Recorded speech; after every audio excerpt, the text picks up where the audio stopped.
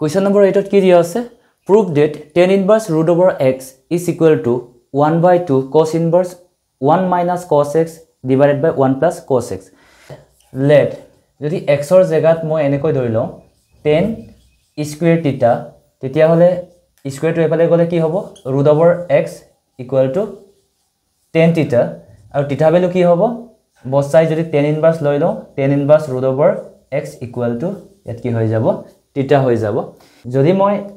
x ৰ জায়গাত tan square লৈ লওঁ তেতিয়া হলে আমি ইয়াত কি পাওঁ 1 minus divided by 1 plus x ৰ জায়গাত মই কি কৰো tan square যদি পুট কৰো 1 minus tan square theta divided by 1 plus tan square theta is equal to এইটো আমি কি ফৰ্মুলা কব পাৰো cos 2 theta এতিয়া মই এই ৰাইট হ্যান্ড সাইডৰ পৰা যদি মই কৰিব যাওঁ right hand side 1/2 cos inverse 1 minus x divided by 1 plus x so cos inverse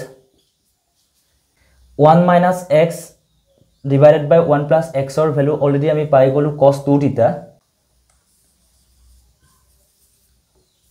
aru ya jodi moi cos aru cos inverse cancel koru ki rakhi jabo 1/2 into 2 theta 2 cancel aru ki rakhi jabo ya theta rakhi jabo theta value ami pai golu tan inverse root over x মানে আমি কি পাই গলোগে left hand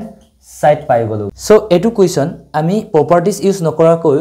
x ৰ value tan square লৈ মেলি এই কোয়েশ্চনটো আমি কি কৰিব পাৰো প্ৰুভ কৰিব পাৰো সো বুজি পাইছা এইখিনি